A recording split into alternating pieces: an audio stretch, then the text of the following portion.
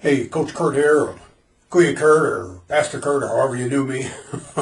Welcome to another edition of David and Goliath, the iconic biblical story of the little guy defeating the big guy. Right now, there's a lot of little guys in our land facing Goliaths, facing transgenderism, facing abortion, facing the evil at the border and the child molestations going on. There's so many evils in the land that we're facing, okay? The Davids are the one that will beat it. Now, I want to fast forward in David's story. I'm going to quickly read how David cut off Goliath's head and won. But let's fast forward now a few years to what happened after that event. David now, a few years later, had these mighty men around him leading the army of Israel. Corruption had been defeated. Saul, the king, and all the corruption that went with that had been defeated. And he's leading this army with mighty men. Now, these mighty men would make MMA fighters or UFC fighters look like sissies, okay? Truly. They would defeat at sometimes hundreds of men single-handedly. They were awesome fighters. Here's the question. Where were they when and before David defeated Goliath? You know where they were?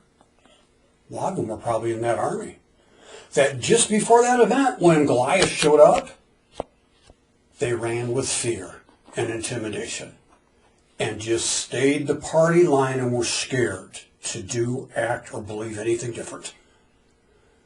David and Goliath changed all that. Out of this event arose mighty men, and I'm going to say it this way, mighty people, men and women that were willing to speak the truth in love and face the evils, and became a great army. Let's read part of this event and the impact it had. So David triumphed over the Philistine with a sling and a sword in his hand. He struck down the Philistine and killed him. David ran and stood over him. He took hold of the Philistine's sword, drew it from the sheath, and he killed him and cut off his head. When the Philistines saw that their hero was dead, they turned and ran. The men of Israel and Judah, the same ones that spent weeks, if not months, in fear, surged forward with a shout. In that group, there's no doubt in my mind that some of them were David's mighty men. And David then took the head and brought it to Jerusalem and the sword. So he remembered the victories. One of the keys in this series is remember the victories. Lest you think I'm trying to be religious or political, you're not getting it, okay? This isn't about religion, although it is. This isn't about politics, although it is. Those are arenas that we can do battle in. This is about good versus evil.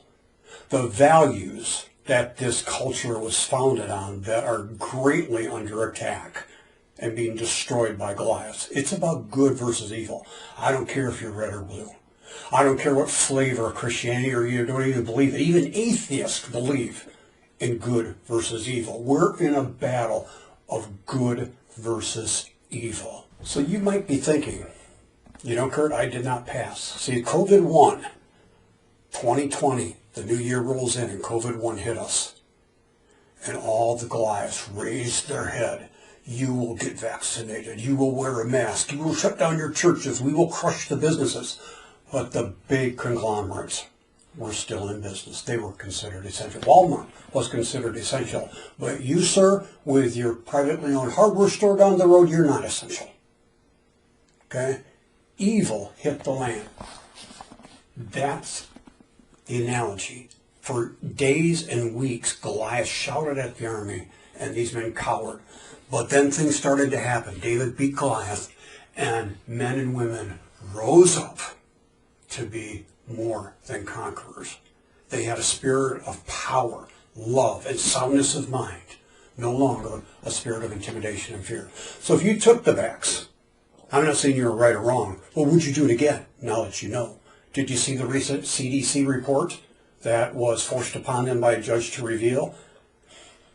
Go to the source. I'm not being political here. There's no spin. Go right to the source, CDC itself, Center of Disease Control, and you can read this. There's evil being perpetuated and a new rollout. See, COVID-1 was a dress rehearsal. And you might feel like that you did in that Israeli army. You just went along with the crowd. But David killed Goliath. There will be Goliaths falling. And what will you do?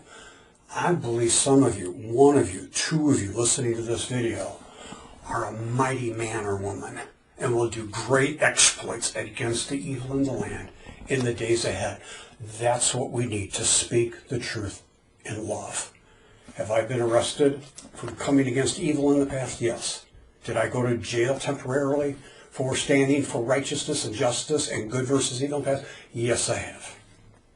I've passed some tests. You might not have passed any tests. There's big tests ahead, but it's not too late, just like it wasn't too late for David's mighty men in that army to rise up and become and operate different in the days ahead. I hope you join us over the next probably next few days or weeks. I'm going to speak to 7 of my tribes and communities that I've had the privilege of being a part of over the course of my lifespan. First one is Guilford High. I told you some stories about Guilford High. There was a reason for that. And so I'm going to speak, and hopefully in each one of my tribes, my recollections, my understanding of what that season imparted into my life, I hope will rise up inside of you as we rise as mighty men and women to defeat Goliath and defeat the armies that are destroying our land right now. I'm looking forward to it.